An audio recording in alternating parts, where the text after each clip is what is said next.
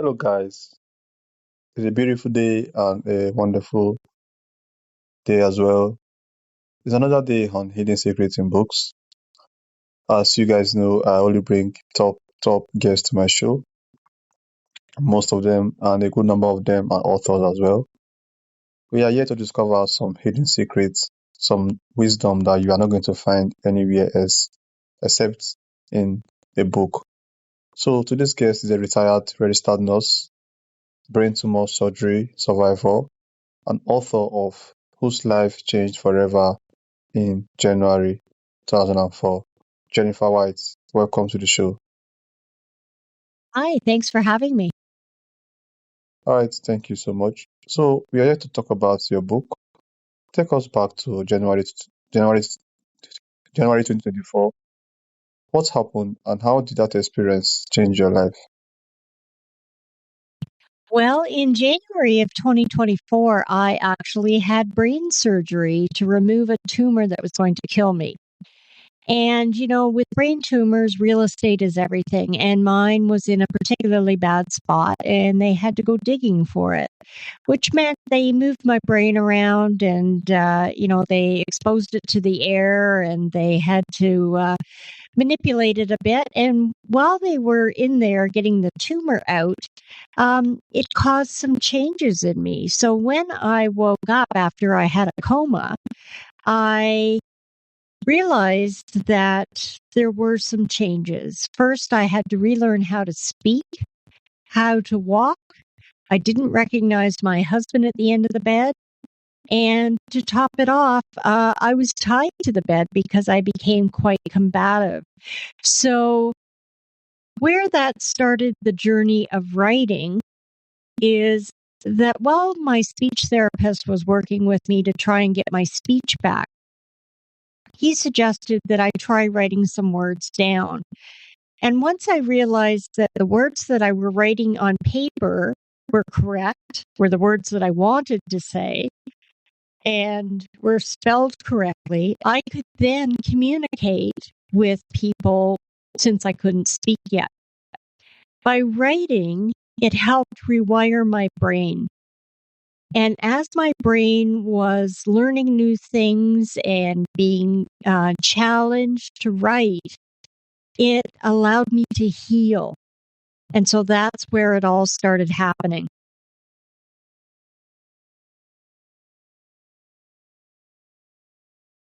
All right, thank you so much, Jennifer. So after waking up from a coma, what was it like having to relearn how to walk, think, and speak? Well, it was tough. We prioritized in that we decided walking was the first priority because, from a health perspective, that got me up, got me moving, got my blood moving, and didn't put me at risk for getting blood clots and that kind of thing.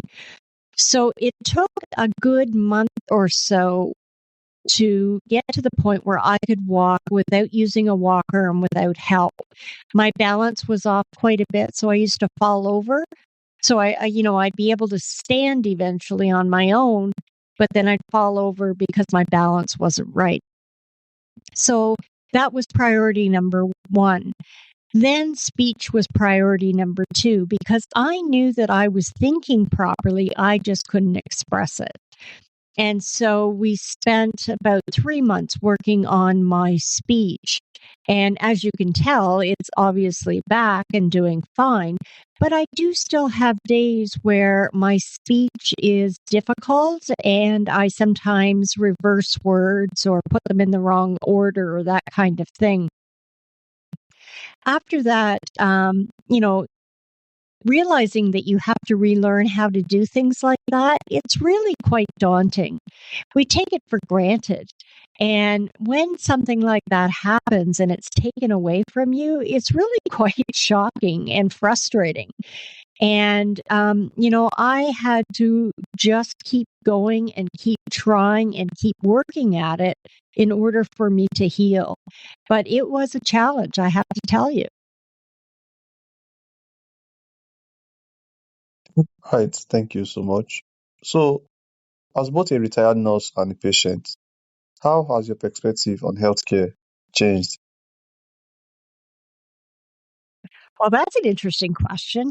I think as a nurse, there are challenges in healthcare that have continued on to this day, and there will be new ones as we go forward. Um, when you're working in healthcare, you kind of go with the challenges and you find ways to work around them.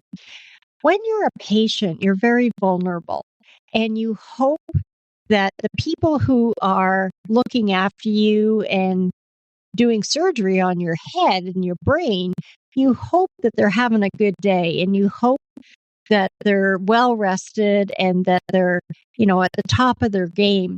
Sometimes things happen, and it's sometimes beyond people's control, but there are lots of things that happen in healthcare that are within people's control. Things like exhausted staff working overtime, things like budgets not being big enough to have the necessary equipment that you need, things like that. So, as a patient, I was conscious of what was happening around me. I saw, the nurses working extra long hours. I saw some of the struggles that they had, and I felt for them. But as a patient, there really wasn't anything I could do for them. But it did highlight some of the challenges and gave you a different perspective on what was happening.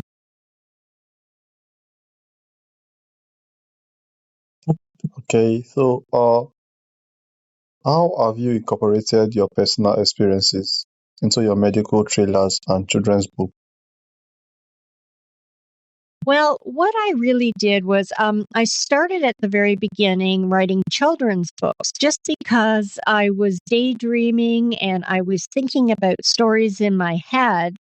And when I was well enough, I wrote them down.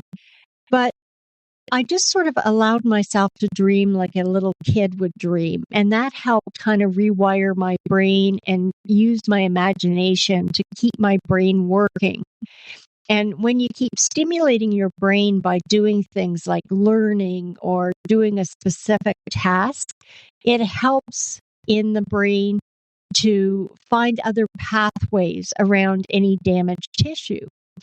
So when I went into writing the novels, the medical thrillers, um, what I did was I went online first and I learned some new things because I had never written a novel before and I wanted to do it right.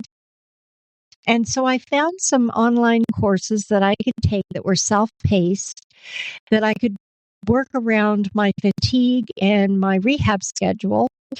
And I learned sort of the bones of writing um, a novel. And that includes processes and it includes sort of the craft of writing. So once my brain was triggered to learn new things, one of the first lessons they told you was, write about something you know. Well, I knew two things. One was that I had been a nurse for 33 years and more, and I had lots of material in my experiences that I could write about. And secondly, that I now knew what it was like to be a brain damaged patient trying to reinvent themselves. So, what I did with my first book called The Triggering Scent is I created a character by the name of Abby Roberts, and she's a registered nurse. And she was working in an environment that I used to really enjoy working in, which was a trauma ICU environment in a hospital. And I gave her some of the challenges that I had. I gave her a brain tumor. I gave her brain surgery. I had her outcome of her surgery a little more dramatic than mine. And I put her back to work after about a year of recovery, back into an ICU. And I gave her some of the challenges I was having. Things like doubt about whether I was okay, doubt about my own memories, challenges like, the marriage being different, challenges like forgetting words or not being able to speak clearly and those kinds of things. So I gave my character those characteristics, and I kind of healed by putting those characteristics onto the character and having her act it out in the book. So it was kind of a healing journey for me.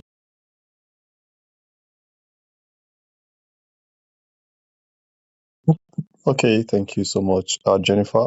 So, what has kept you moving forward on the days when recovery felt overwhelming? Well, there are days when, you don't feel like doing much. And I think you have to give yourself grace that, I'm still healing and, other people might be healing. And you just have to allow yourself that time to relax, to rest, and to rejuvenate. But one of the things that I learned as a nurse that I think is important is that some people give up when they're faced with challenges and they just kind of go down a rabbit hole into the dark abyss, and they never really recover. And then there are other people who I worked with who, despite the worst challenges, were ready for the fight, and they never stopped trying, and they never gave up, and they generally did much better. So what I did was I took that knowledge when I knew I was going to have brain surgery that could kill me, that if I managed to survive the surgery, then I knew that I was going to do everything within my power to keep going. Now, having said that, I'm a spiritual person and I believe I'm a spirit having a human experience. And so I have a belief system that allowed me to ask the universe for help, or my God, for lack of a better word. We all have our own belief systems and we all have our own things that we rely on to help us. But I relied on my God to help get me through. And so I just asked for help and I created a dream. And I sort of created with the end in mind, meaning I decided I wanted to become a best-selling author of medical thrillers. So to do that, first thing I had to do was to learn how to write, and then I had to write and then learn through that process. So I'm currently working on book 3 of a series, and my character, Abby, who is essentially me in so many ways, she is, discovering things as she works in different environments. And one of the things that I'm trying to do through the books is not just entertain, but to raise questions about, oh my goodness, could that happen? Could that happen to me? And what would I do? And how can we fix the systems that are broken? And how can we improve looking after people in various ways? So that's kind of my goal for the future. All right, thank you so much. So, what advice would you give to someone facing a major health crisis or trying to rebuild their life after trauma? Well, I think people need to understand that they have the power to make the change. That, you have to have a positive mindset, that you have to be able to put one foot in front of the other and be resilient. You have to have days when you just need to rest, and you need to have days where you push through the hard days. And, if you have a positive mindset, opportunities will abound. And you'll find that there's ways that you can continue to grow as a human being and give back.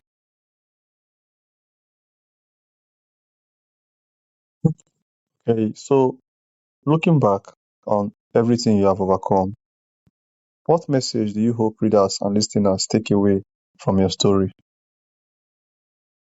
I hope they hear the word hope, that regardless of any situation that you're in, you are in control, even though you may not feel like you're in control. So you have to look at life as a set of circumstances. And if you're challenged with something or you feel stuck, look at it as a temporary occurrence. Look at it as something that you have the power to change. And it's okay to ask for help, be it with your family, your friends, your spiritual self, whoever or whatever. It's not a sign of weakness. It's a sign of transition. It's a sign of growing. And, I want people to know that they can do this. I mean, if I can go from being in a coma, having to relearn how to walk, talk, and speak, then they should be able to do anything they want to do.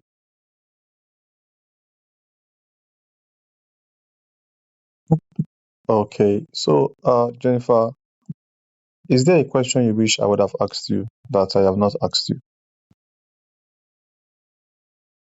No, I would love for people to have an opportunity to read the books if they can. I do have a website at www.jennywhite.ca, and you can go on there and you can see the books and read my story and learn about me. One of the things that I'm doing, other than just writing, is that I'm doing public speaking like this, not just on podcasts and TV, but actually in front of groups of people. And the idea is to share my journey and share the steps that I took to reinvent myself, basically. And again, just sharing the experience shares hope, shares a positive journey. And I just hope that people enjoy the books and understand that, healthcare has some issues. And if you're faced with a healthcare issue, that you need to be your own advocate, you need to ask lots of questions, and to recover, you just never can give up. You just have to have that positive mindset and just keep going. All right, thank you very much, Jennifer. Thank you for sharing your remarkable journey with us. Your story is a powerful reminder that even after life's darkest moments, purpose, hope, and new beginnings are still possible. We appreciate your honesty, your resilience, and the inspiration you continue to offer through your writing and your willingness to help others never give up. It has been an honor having you on the show. Thank you so much, Jennifer. You're very welcome. Have a great day. And to all my audience, thank you so much. You guys are the real MVP. You guys are the reason why we are always here doing this. Make sure to connect with Jennifer. Oh, Jennifer, I wanted to Yes. ask you, how can the audience connect with you and learn more about your work? Well, the website, www.jennywhite.ca. Okay, thank you so much. You guys make sure to connect with Jennifer. Check out our book as well. Okay, so do have a wonderful day ahead. Bye, Jennifer. Bye. Thanks again. Okay, so